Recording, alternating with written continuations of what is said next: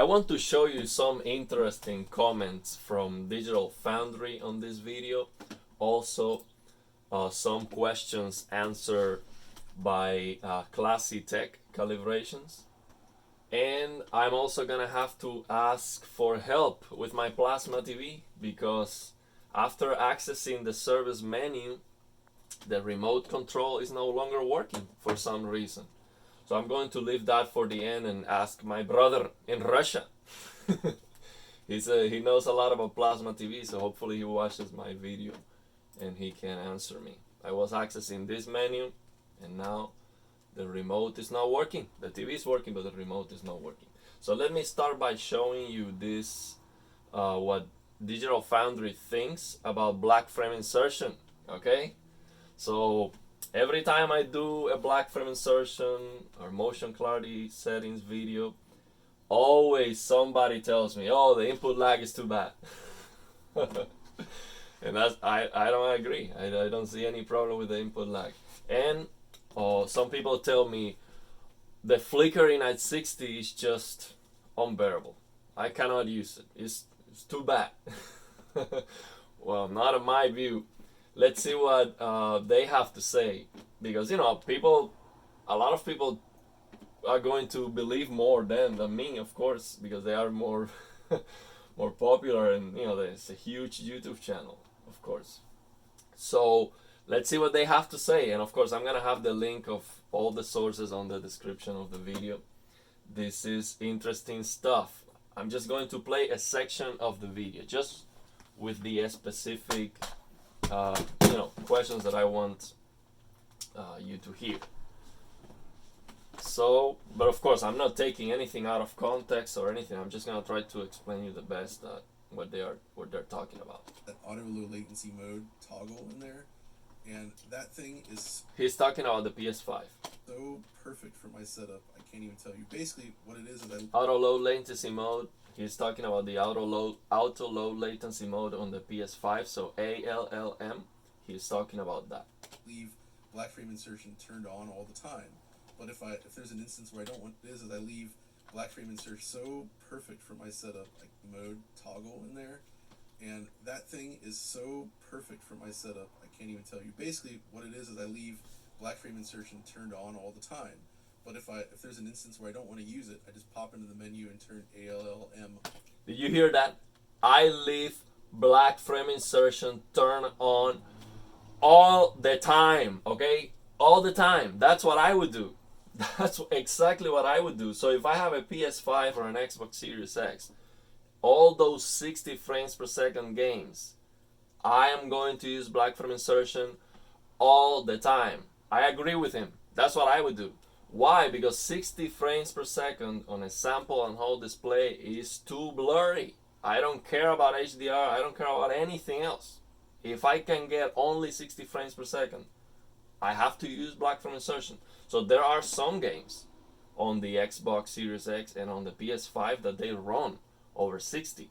They give you 80 frames. Like for example, that Uncharted, that is running like 80 frames per second, 90 frames at 1440p. That's awesome. I'm gonna use, it's still blurry because 60 black frame insertion gives you like 120 motion clarity. But if you wanna enjoy HDR, go for it. It's going to look more fluid.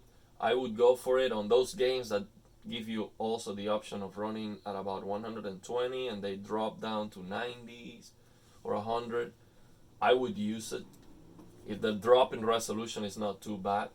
But for the rest of the games that they run at 60, I would use black frame insertion all the time, okay?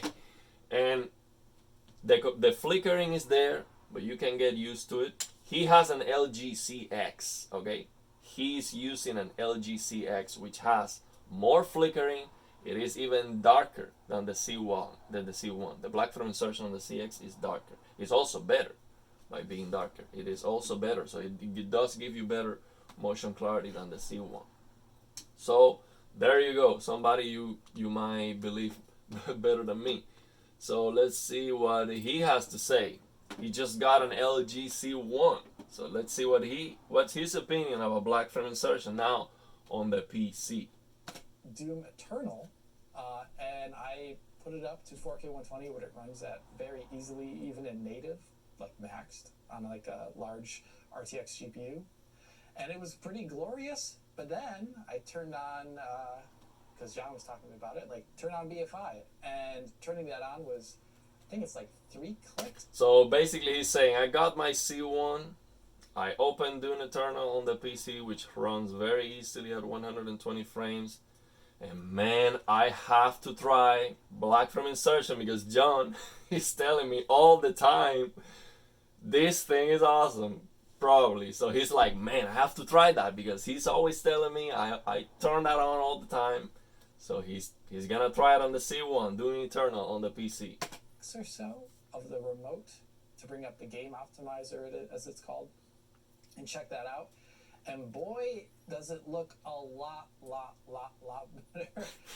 To the point he was expecting he was like, what do you think about it? I've been telling you. He was like, yes. Where it's like you are negating a lot of the, like, it's hard to explain to most people who haven't seen it before.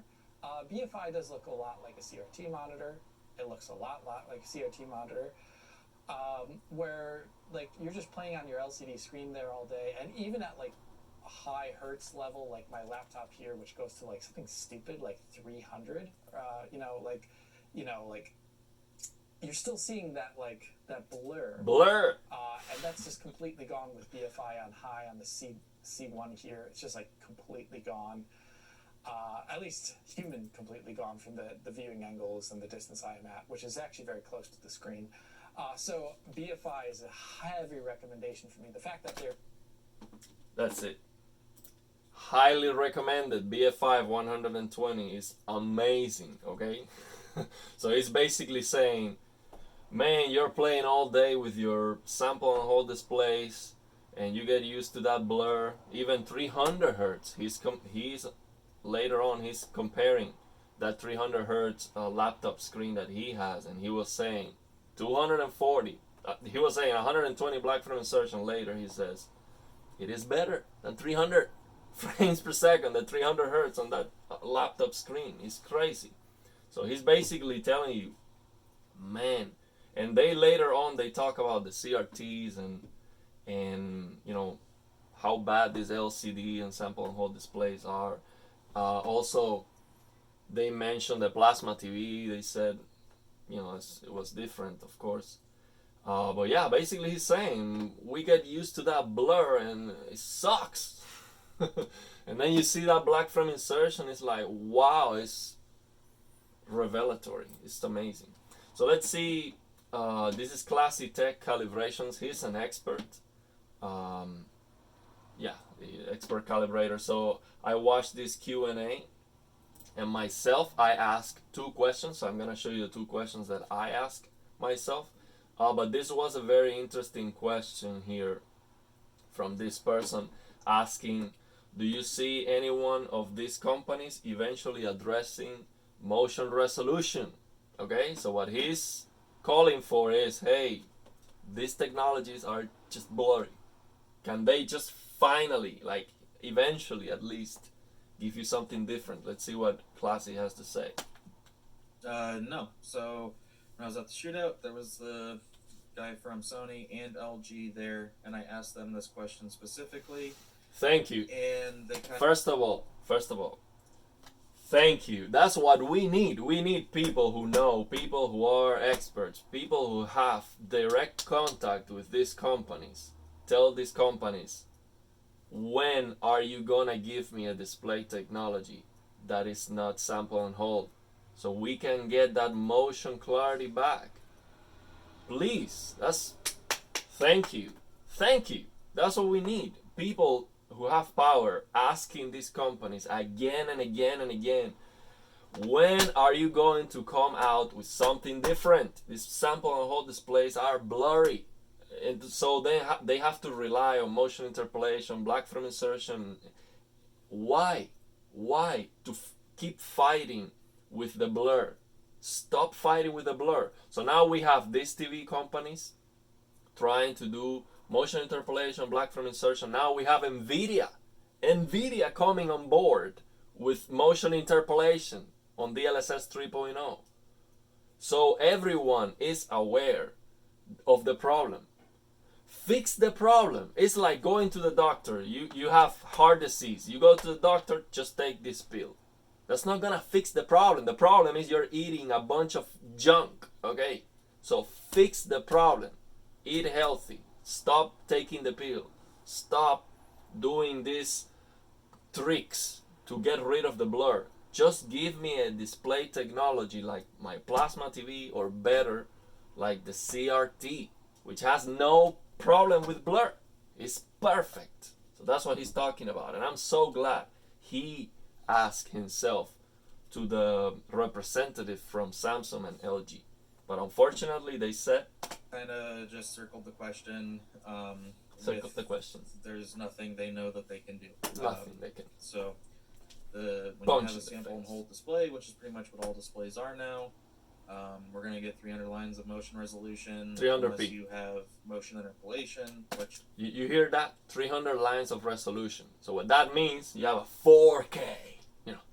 2,160 lines of resolution. When you move the camera, now you have 300 lines of resolution. That's how important is 4K. is where you get soap opera effect, and I don't like that. Projector. It's saying the motion clarity. When you use motion interpolation, you get that soap opera effect, which is those motion interpolation artifacts that I've been showing.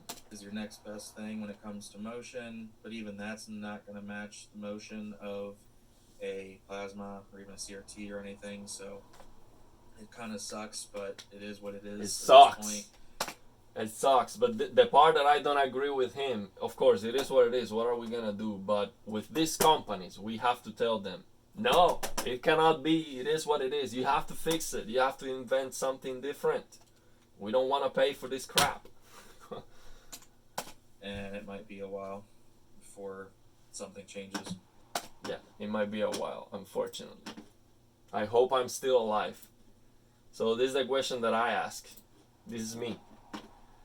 Is there any new display technology in the works to get plasma or CRT motion resolution? So the reason why I asked this question is because he said he had direct contact with Samsung and LG's representative on the shootout. The new upcoming technologies and when they might arrive, there's micro LED. You see the recording. Point, I mean, it's technically here, but it's too expensive. And there's the actual QNID, the nanorod thing, whenever that may or may not come. But for the most part, we're going to be just seeing probably less LCDs, more WRGB OLEDs, and more QD OLEDs for a while. But anything to get more motion resolution, not that I have seen. I think everything is sample and hold. Unfortunately. So let me show you another one that I asked. This was, and this one he didn't. Of course, he's reading the question fast. He doesn't know what I really want him to answer, and I cannot do very long question because, yeah. But I asked him, is it possible to adjust black frame insertion with HDR to get accuracy and 1600 plus nits? So the answer that I was looking for was for him to tell me, yeah, the display needs to be brighter. So what I was looking for with him was, with this question was, for him to tell me, we would need an OLED display that is this bright, that is this amount of nits. Then black frame insertion is going to cut that peak brightness in half, or is going to cut that on 400 or 500 nits, whatever. And then we would need this to fix it. So I don't know how to fix it. I was hoping for him to tell me these manufacturers can actually compensate for that brightness loss and adjust the EOTF so you get some kind of accuracy on HDR. So what I'm looking for is an OLED display that can do black frame insertion and can give me, with black frame insertion, 600 nits maximum peak brightness accurately. So I can get HGIG at 600 nits and it is accurate. I think that is possible, but he, of course, he couldn't understand what I was looking for, really. I'm sure if I speak with him, he would give me the answer that I'm looking for, which might be it is not possible. That might be the answer, but I think it is. But this is what he answered. No, you're not going to be able. Whenever you use black frame insertion with HDR, you're cutting your brightness in half, basically, and that will affect your EOTF tracking as well. Yeah, so that's what he answered. So if you use black frame insertion, you cut the brightness in half. That affects the EOTF tracking, the accuracy. So it also lowers the midtones and the shadow detail. So now, I need help with my plasma TV brother from Russia. Fyodor Yemelyanikov is the best. Dirt Gary, you can check him out. His channel is in Russia and it's in Russian. But he knows a lot about plasma TV, so I need your help, brother. What happened is that I was trying to figure out the hours of my plasma TV. I watched this video, which I'm gonna have the link in the description too. And this video called Panasonic Plasma Service Menu Adjustment Setup. And once I get to this screen, the remote control, it just stopped working. So when you get to this screen on the service menu, you can see the hours of the plasma. So I wanted to know how old is my plasma TV because it's super bright. So I think I have a golden sample here. But the remote was not working. After I got to the screen, the remote control stopped working. And normally you have to unplug the TV from the wall once you get to this screen. There's no way out with the remote, but you should be able to use the remote to see the hours here. But then you have to unplug the TV from the power because there's no way out. You cannot turn off the TV. You cannot get out of this service menu screen. But what happened is I unplugged the TV from the wall, plug it back in, and now the remote doesn't work. So the remote work, like I do this, I see that the lights are turning, so it's not that I don't have batteries or anything, but the TV doesn't turn on with the remote. I can turn it on using the buttons on the TV itself. All the buttons on the TV work, the TV looks perfect. There's no problem with the screen. The screen is perfectly working. The problem is the remote.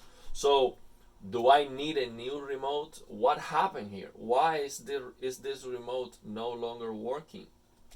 I have no clue. So I've been trying to do some plasma videos, but I cannot because to change the settings, I have to get close to the TV and touch the button. So it is impractical.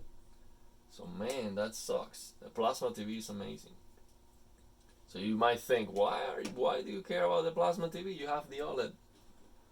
Because of this motion clarity. Motion clarity of the plasma is awesome. The colors are awesome. SDR to watch, for example, when I watch the UFC, I watch that on the plasma because the UFC is 720p, 30 frames per second. So I watch that on the plasma. It looks fantastic, and I like the skin tones. I love it. I love my plasma TV. And I highly recommend it for a budget PC gaming setup. And I'm gonna talk about that, about setting up PCs and the hardware, the components, and my recommendations. And I think a plasma TV with a budget gaming PC is unbeatable in terms of the value and the quality of the picture you can get for the money.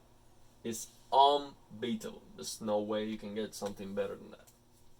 So, yeah, I need your help, brother.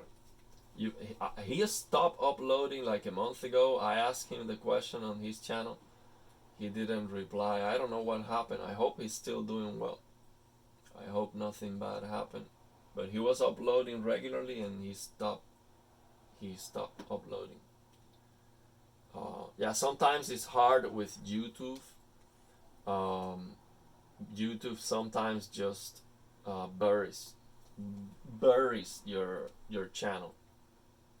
Some videos that I do, YouTube decide to recommend it, and those videos, they get a lot of views. Sometimes they don't. YouTube doesn't. So it is not easy to get a lot of views. I've been very lucky, to be honest. I feel extremely fortunate to get the attention that I've been getting. I'm trying my best to help, but it is tough to get visibility on YouTube. So his channel is in Russian, but I've been watching some of his videos because he knows a lot about plasma TVs, and he has these Pioneer Kuros that are amazing. So yeah, let me know what you think.